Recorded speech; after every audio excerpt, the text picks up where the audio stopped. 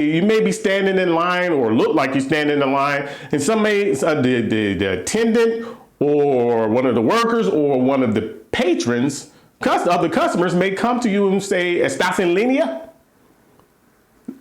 Now, you may not understand anything else they group with it, like linea, but if you hear that word linea, then 9 times out of 10, they're just asking you, are you in line? That's it.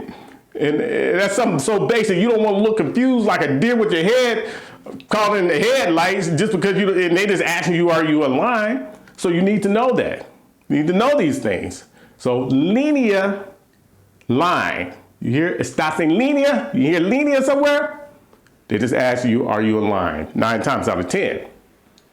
Now I have to let you know about another word that means in line too, which is cola, because I've heard them probably both equal amounts of times.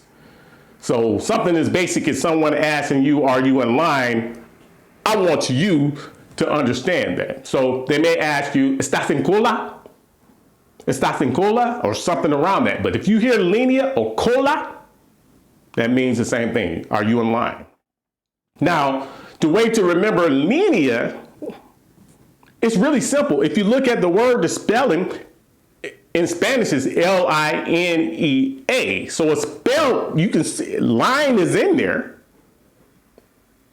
So the root word of the English root word is in there, line, it just has an A at the end. So that's how you can remember that, línea.